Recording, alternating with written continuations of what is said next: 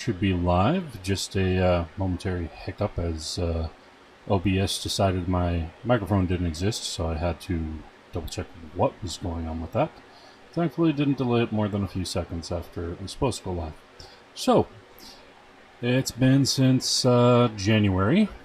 That was not intentional, but unfortunately, with me working overnight shifts, stocking freight, that gives me limited time after I get home from work, while most people are still asleep, to have to wait until it is past noise violation time, and time before I then have to go to sleep myself, since I work nights. And on top of that, the past few months, either I have been tied up and occupied with other things on my days off, and time frames when I've been able to otherwise try to schedule this, and also had being sick for several weeks, on and off and on and off, which absolutely just completely plugged up my nose and threw off my sound, and there was a lot of coughing, and was not at all going to help. And in that period, we also had multiple times where the store was absolutely freaking out because they assumed that regional management, my boss's boss, would be coming into our store. They didn't. Any of the times when they were potentially going to come to ours or one of 5 other stores. However, it did mean a lot more stress and being exhausted. And with the tariffs, a whole bunch of extra freight that came in at a rush to try and keep on top of the supply and demand that was happening. Thankfully, that has slowed down a little bit. However, it did mean last week, while I was still recovering, and this week, last week I had a day where I had 7 pallets of freight when I normally have 4.5, 5, sometimes 6 on a busy day. I had 7, and not last night, but the night before, when I had also planned on doing this, I had over 7.5, and in fact didn't have all of my freight even brought out to me with how much there was. There's probably about 8 pallets worth scattered, with another, 7.5 that got to me, and another at least half pallet, whole pallet, scattered and mixed in with other pallets because they didn't downstack with how many big trucks that they got that day. So yeah, this is why I have not ended up being present for trying to run a live stream, even as short as these are aimed to be, for quite a bit. But people here are out of town, at least for today, so that means I don't have to worry about them waking up. And the roofing, which has been going on the past 3 weeks, on and off depending on the rain, has finally stopped as of yesterday. So I also don't have to worry about that hammering noise going on in the background. And I'm not utterly exhausted, like many of the days when I wasn't sick, but still had a lot of freight. So, catching up, that is basically what has been going on in terms of life-wise, and why I have not had time for live streams. I have had time when I have not been able to stream because of my 2 nights off, but I can't record during that time, at least not with me actually speaking. I could use text-to-speech, but then that kind of defeats the purpose, since it's not actually anything that requires a video rather than just simply posting a notification text update. But regardless, probably nobody at present watching it, and maybe a bit before anybody does, if anyone does. But I have been also making good progress on the FARAD system.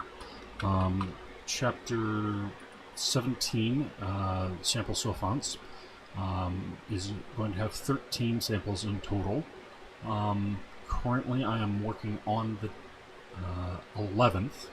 So I have this one, which will be finished this week, and also another 2, which will come out later. So this month, that chapter will be finished, probably before the end of the month, but we'll see how much time we go into the next chapter, which will be Sample Terrors. That will contain one terror to match with the 11 different settings that are brought up with the 13 sample sophonts. The reason why there's 11 settings is because 2 of the sample sophonts are in the same setting together, just on opposing sides of a conflict, culturally, whether or not the characters themselves are in conflict or not, but colonial sort of period, and the natives versus those who are outcasts but still part of the immigrant body that is, in a sense, invaders, even if they are more respectful than some of the other invaders that are in their land. So that's 2 of them, and then another 2 are in a different setting. However, they are definitely intended to be a pair that are allies to one another, and as such, there's only the 11 settings. That said, there will be 13 sample terrors. It's just that 2 of them will be not specific to one of the settings. So in that sense, one will be more a universal sort of threat that could appear in any of the settings, despite the variety of different settings that there are. And one will be something that may be a bit more unusual, and applying to some of the settings, but not necessarily all of them. Just something that can also work, say, if somebody wants to create their own setting to have specific dangers that can come up. So that will have that as the next chapter after the current one. So that'll be chapter 18. Chapter 19 will be sample items. That will include items that are not in the list with the sample sophonts. Will include new items and things like that. An assortment of at least 13, possibly more. Just to give an idea of other further things, and it will also reference that there are some that are with the sample sophonts and with the sample terrors, as far as potential items that the terrors are using or that they have as loot that can be obtained.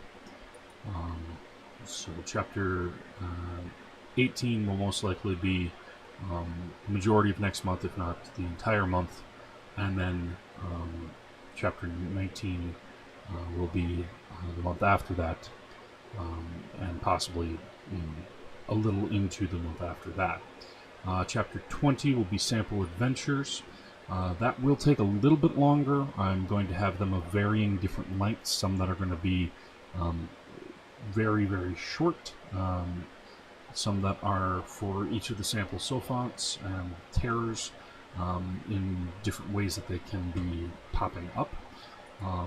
And that may take, I'm guessing, probably about 2 months.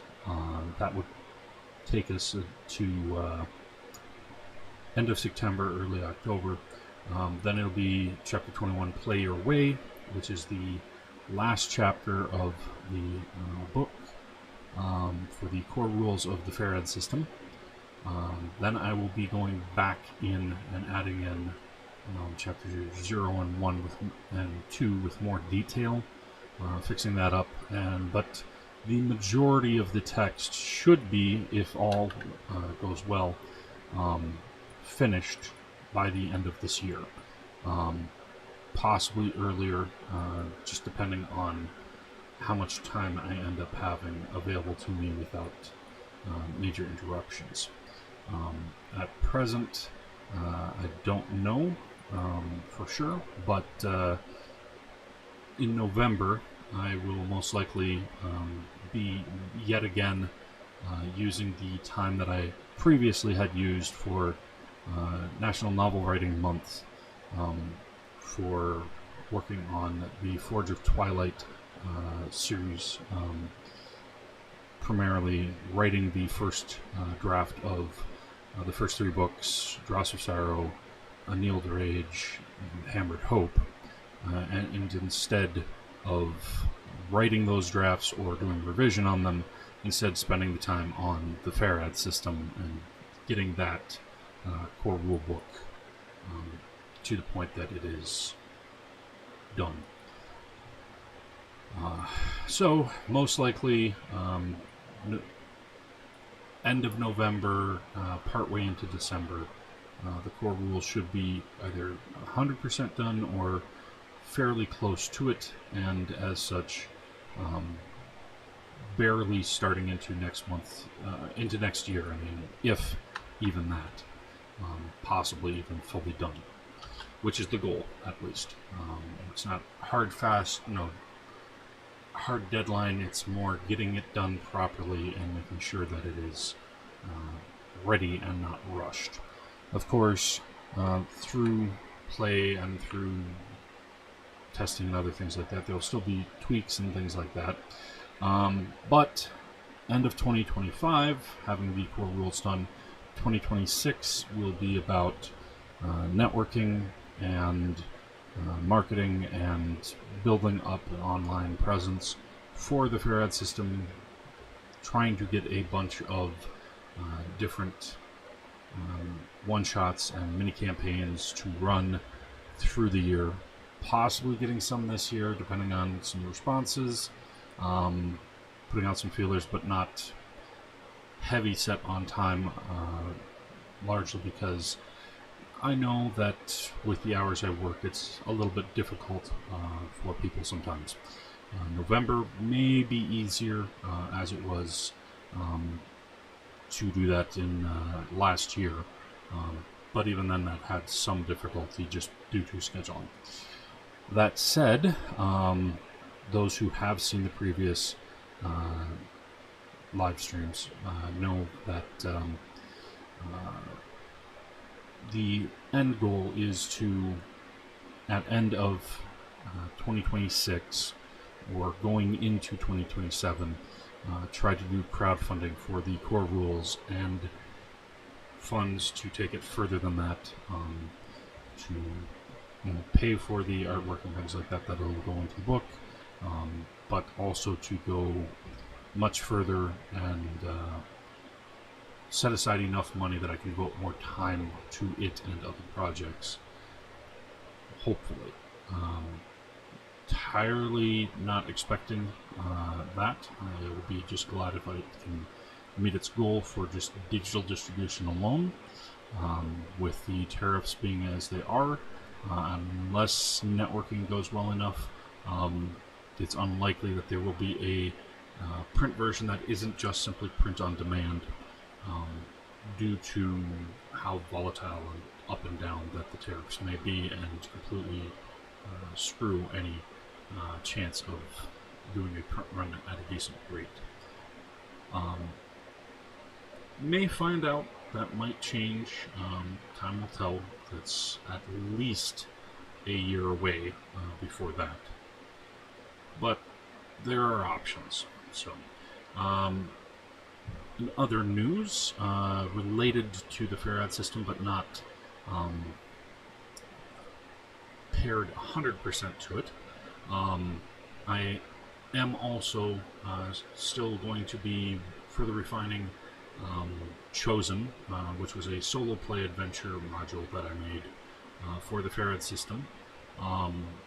It is going to end up, if I can get it to work right, having an engine for not only taking it past what it originally had and refining it to make it a little smoother, but a digital version, so that somebody who has the PDF version could also alternatively have, instead of drawing up the cards themselves and rolling the dice, they could have that all run by a script engine. And that would also, if everything works out right, be modular enough that other solo play adventures can be built for the FARAD system and for other systems that are compatible, and make that something that, if I can, I will be able to release the two together at some future date. That's not going to be with the core rules. It's not a primary focus right now, but it is something that I am looking into. I do know a little bit of scripting and can learn more to work on it, and a lot of it is more or less just a lot of file structure and having it read specific areas. So it's feasible, at least. If I can do that, I may end up releasing that engine for others to be able to utilize it, and simply have it as a, if you release it non-commercially, you can do it completely for free, and if you release it commercially, then it'll be just a small fee for that. Probably not expecting anything to come from that in terms of funds, but it would be nice. So, other things beyond that, FARAD System Legends of Lanida setting will be one of the first setting books that will be full book size put forth. However, it will not be put forth at the time of the core rules. The core rules will come out first, and depending on reaction and such like that, there may be a book that is specifically for arbiters who frequently will run the game, and that will also include some of the rules for solo play and other things like that, without being specific to a set solo play setting, and other mechanics which are not core but still branch off of them. That will allow for the first two books to be pretty much all that are necessary to play, and then I can do the Legends of Lanida first setting book, because it will not be like the entire world in one setting, just because it's got enough areas to cover and do multiple different books. And as I say, enough to play. The core rules will be enough to play, but for those who haven't ever run a game before, there'll be some advice and things like that to make it easier for first-time arbiters.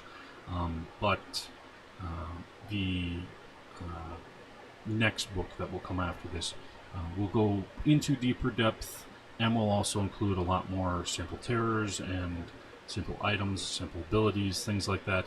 Things that they can bestow to some of the players in their groups in fashions that are preset.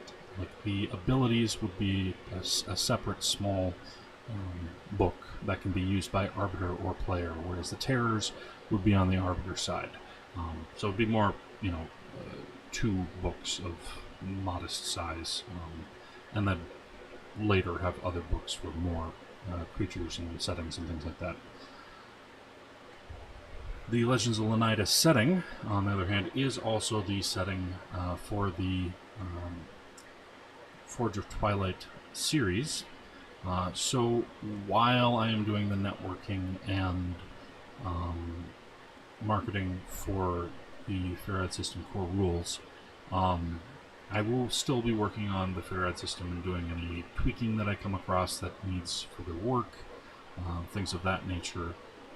But in terms of adding new content, that will be more pushed back during next year, and I will be spending a good portion of next year further refining the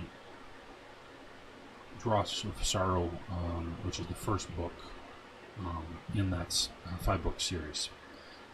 Well, 5 for now. Possibility of some side stories that may come at some future later date, but chronologically, 5 books in a row. That will be a bit of time. I don't know exactly if that will be finished when the FARAD System core rules is ready to crowdfund or not. But my intention is that I will try to get that close as possible, so that I can start marketing that after the FARAD System core rules is done its crowdfunding run. I aim to release it self-published. I aim to do a lot of skits and other things, and to that end I will be having Deepwell Ink Entertainment still as the arm that will be doing the publishing for that, but you may have noticed that there are a couple of additions to this live stream video layout as it is presently. First, there is on the left, inside the spinning dice, pawn, and card suits, is the mascot that I have for Deepwell Ink Entertainment right now. It's not finished art. It's a crude representation that I did upon a base that I had purchased a while ago, which is entirely covered by everything that I did. But they're sort of an eldritch gesture that is based on my common but not only username online, Blue Jester. So I figured it was fitting for Deepwell Ink for the mascot to finally come forward. Lazarel Trajan Glomjack is their name. Laz for short, and Glomjack is their profession, become surname of their family of treasure jesters. They, as I said, are sort of an eldritch horror that does play the role of a jester. The mascot itself, had one artist that I tried to commission to make a PNG tuber out of them.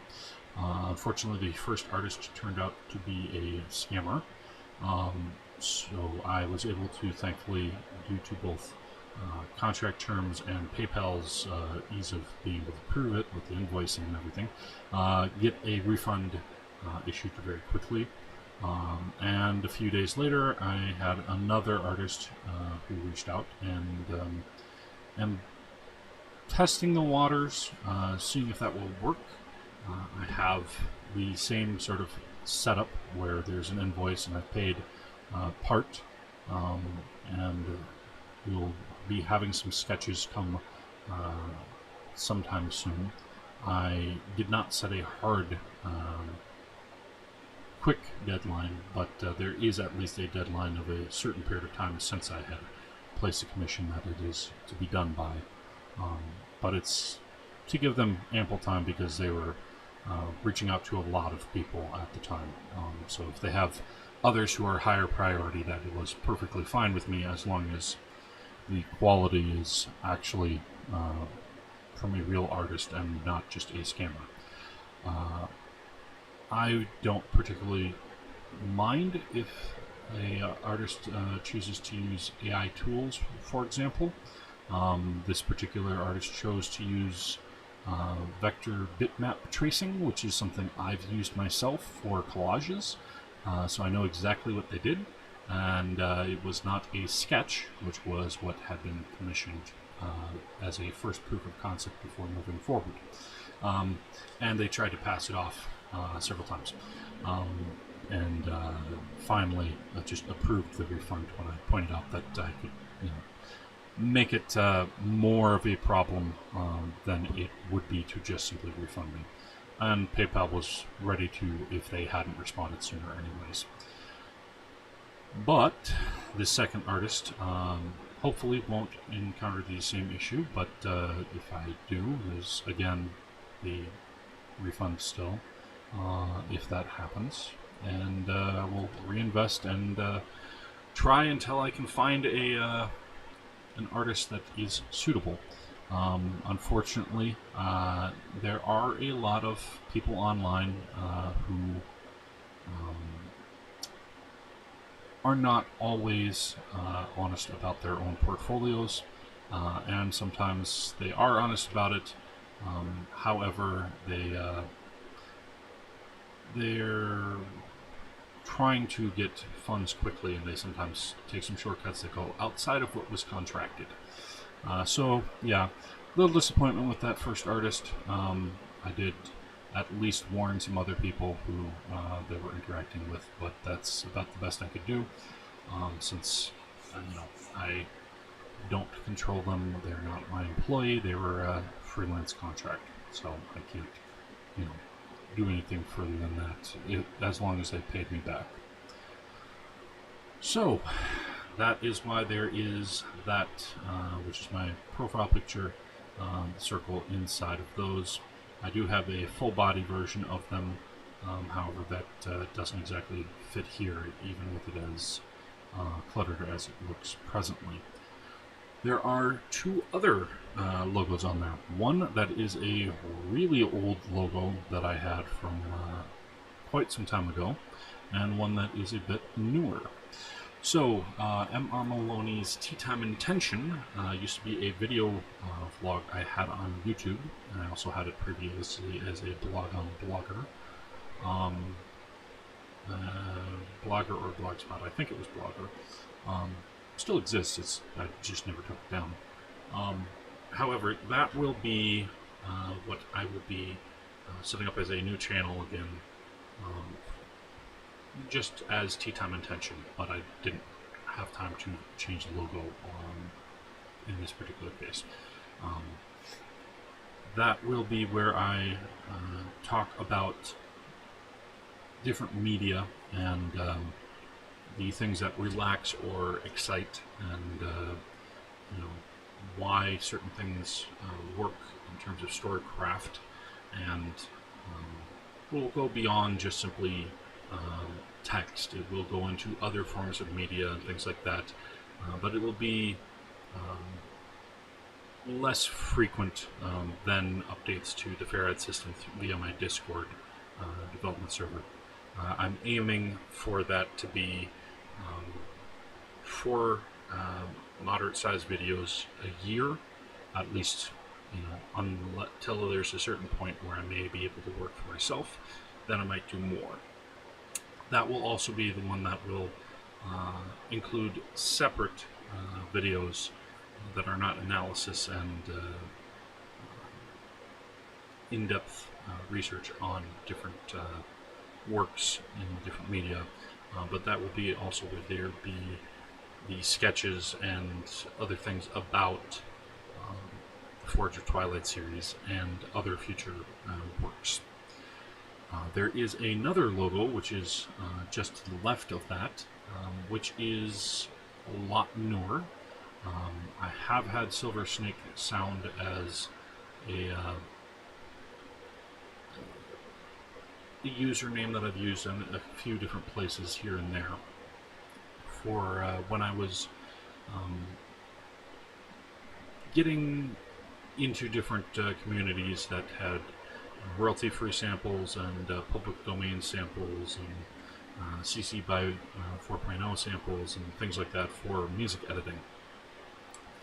And I did have a channel previously that was Gilded Echoes, and that still is currently up, but I will be rebooting that at some point when I come back to that, because that was to a very specific project, which unfortunately some of the software that I was using on that no longer works, so I've needed to find workarounds which caused enough delays that between the FARAD system and the Forge of Twilight series and everything, it was just not working on that anymore.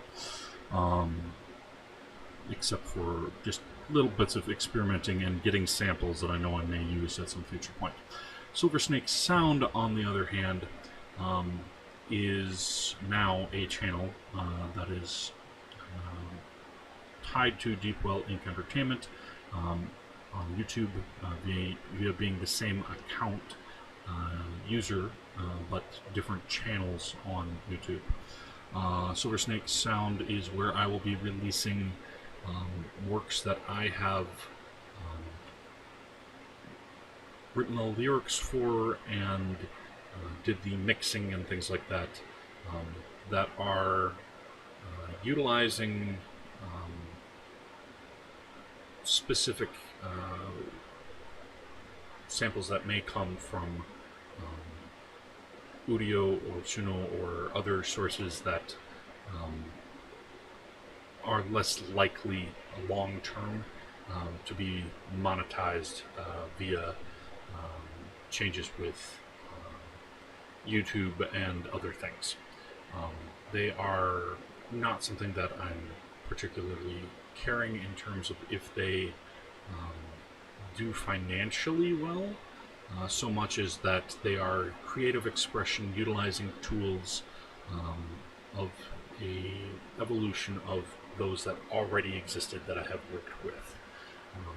There have been drum machines and arpeggiators and sample packs and other things that have been used by musicians for polyphonia and other things of that nature for decades.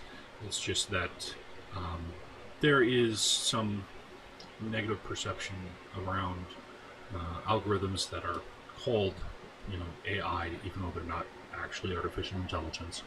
That some people are not wanting to have anything to do with that, which is why I have separated those that I do use samples from those algorithms from Gilded Echoes, which will be ones that are for that specific project, and I may have another channel at some future point that will be ones that specifically do not use any AI sample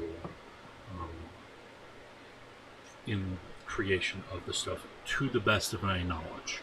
Now, obviously, if somebody else uses them and they don't say that, that's their choice. In my particular case, with Silver Snake Sound, anything that is uploaded to there will specifically list all of the credits for royalty-free, CC by 4.0 or public domain samples that I utilize, even if I'm not required to, such as ones from Pixabay that it's not required, but it's just a nice thing that they ask if you would be willing to.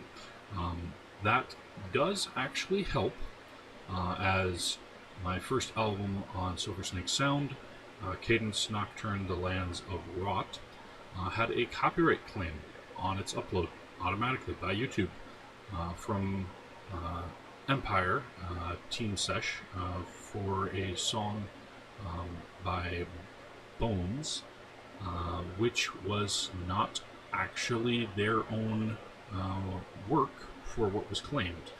The only part that was claimed was from a Pixabay sample, and at first Empire denied the claim appeal when I had said that, hey, I used it rather than a sample, and they used the same sample. And then when I showed the direct link to the files so they could listen, then they cleared it up. So that just goes to show, as an artist, if you're working for any album, you really should be keeping track of that stuff so that your record company, especially smaller ones, can know to just automate if somebody is, getting a copyright claim on a specific part of a sample. For my part, if I ever get anybody who has a copyright claim on something that I'm fine with them using, I'm going to try to respond as quickly as I can, because I know that can hurt people who are aiming for monetization with their channels. Like I said, I wasn't expecting any monetization for Cadence Nocturne. I uploaded it. I didn't share it anywhere except for 2 Discord servers, and yet I ended up with 76 views out of nowhere. When I looked at it from 2 different browsers, and one other person I knew of had looked at it, and I have no idea where the other 73 came from.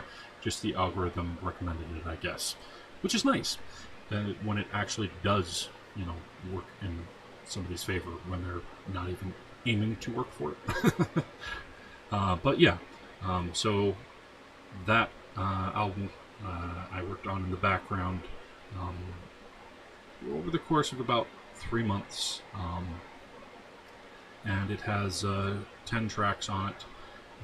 It's dungeon synth, a bit of chiptune, a bit of rock, a bit of symphonic metal, a little bit of some other genres here and there, and I have started working on the next album, Cadence Nocturne: Crimson Rain, R-E-I-G-N, not R-A-I-N, and the first track for that is done.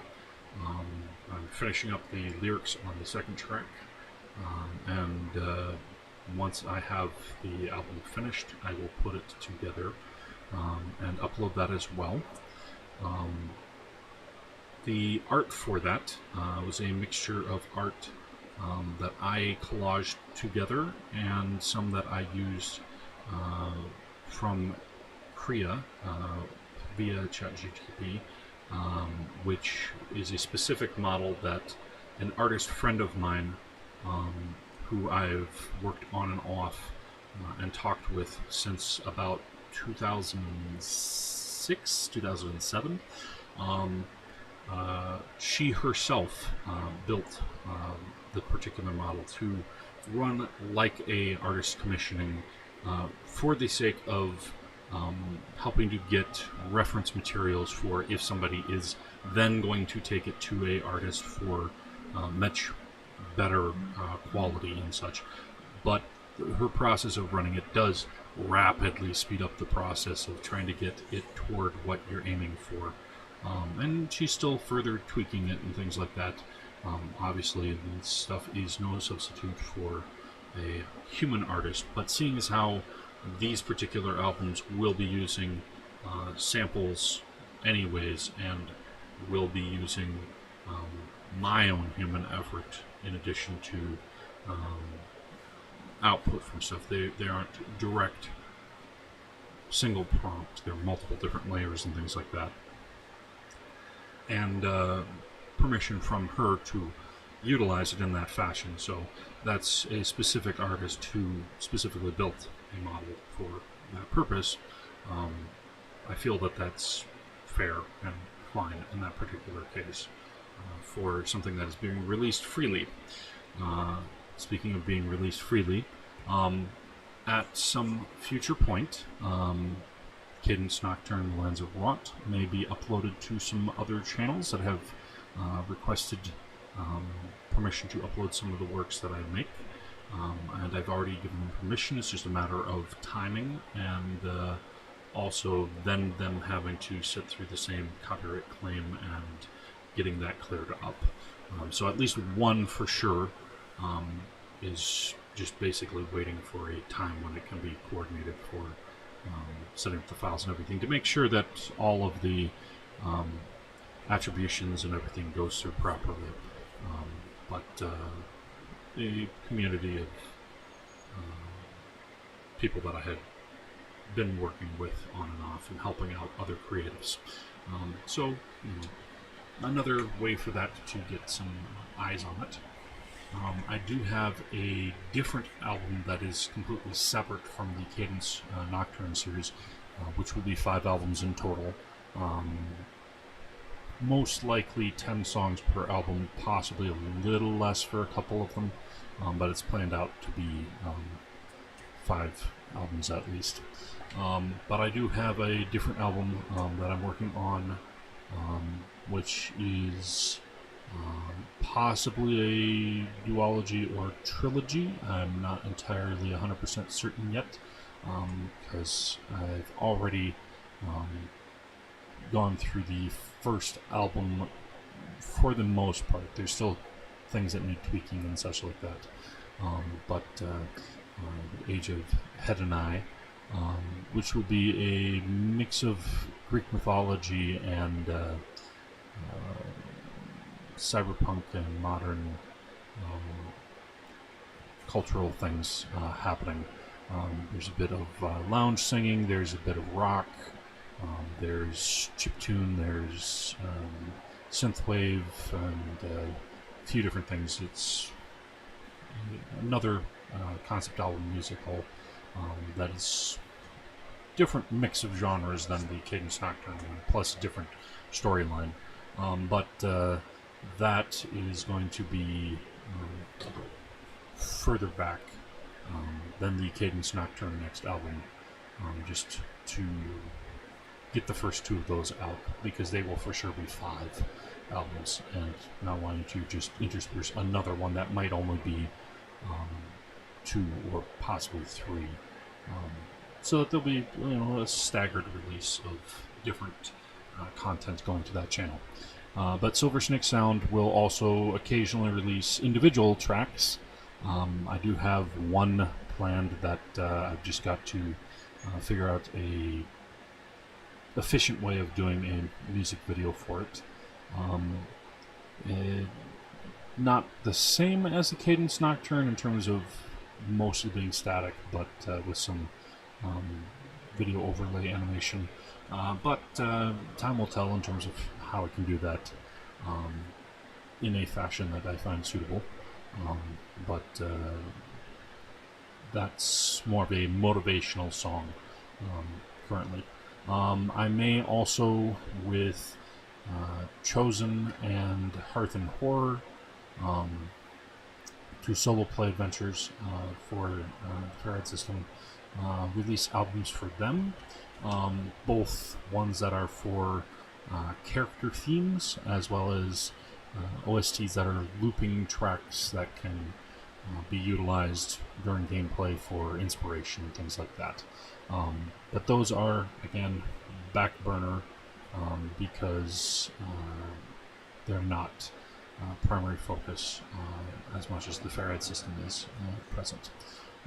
There will also be other games that will be developed, not tabletop role-playing games, but some board and card game stuff through Deepwell Ink. But they are far back burner in comparison, because some of them will require all this tariff nonsense to be done and over with because of the cost of manufacturing board or card games in the United States of America versus overseas and shipped here. It's just not set up for that kind of stuff here. Even major companies that sell to the U.S. for the most part, don't manufacture those parts here in the US. It's not very viable, which is part of why looking into coding an engine for Chosen and Hearth and Horror might also work for some of the other things, for at least digital way to play, print and play, and engine for play. But that's still not ideal compared to actual physical release. So that's something future consideration if things go well financially, but not aiming for those for a while, just cooking them on the back burner, as I said. Merchandise is something that I will be looking into possibly doing for the FARAD system leading into the Core Rules fundraising, but that will require a few things to fall into place first, in terms of having the Core Rules ready, so that I can have art that I can utilize for some of that, not only in the Core Rules but also on separate products. Having the PNG tuber version of Lazzarelle, so that our Wormjack can actually appear on different things. And at some point, I'm aiming to see what else can be released, just for steady passive ways of drawing in some potential income for the FARAD system's artwork and other things to get rolling before or after the crowdfunding campaign for the Core Rules, because it's an ongoing sort of thing for future releases. I already have a Patreon account. I already have a Ko-Fi. I just do not have really content up on them yet, because even on the dev Discord, which is free for people to join, there's not a lot of comments on different things, because there's, simply put, a lot of text for people to be able to browse through, and that can be a bit much with how busy that people's lives are and such when things aren't finished, so that they can sit down and just look through the whole thing all at once. That said, next year, after the Core Rules are done, I expect that that will change a little bit at least. I do have some who at least are reacting to things that they're liking, whether they comment or not. And I do hope at some point over this year and into next, as I said, to be doing the networking and marketing and things like that, and get some people onto the channel for some one-shots and for longer play. Time will tell how well that'll work, but I also will try to do some skits about things within the FARAD system and within the settings, and see how well that goes. That all will depend on how exhausted I am from work or being sick as a type 1 diabetic. Unfortunately, my immune system is not as strong as it used to be when I was younger, so it can affect my voice and how quickly that I'm exhausted enough to just have an unintended nap, as happens to be. So I'm trying to avoid that being as major a concern as it has been in the past for trying to get videos out. If I can get to a point where I can use Trajan, the PNG tuber version of them, to put out videos, so that there's more than just spinning dice and things like that, I may use them to do some of the skit work, and possibly have my voice coded to be able to record lines and things like that more easily when I am unable to record because it's past noise violation times when people are asleep, or if I'm sick and other things like that. the more tools that I can utilize in as ethical a manner as I feel are justified, then I will utilize them at certain points. Art algorithms, for certain things, if they are something that is put out freely, such as the Silver Snake Sound albums, those are something that I will be perfectly open for licensing people to utilize with just proper credit. If somebody wants to use some of the songs from that channel, then that's not really going to be a major concern, because they were created with free tools for the most part, and if it gets to the point where there's monetization, then that will pay off what little was spent on some of it.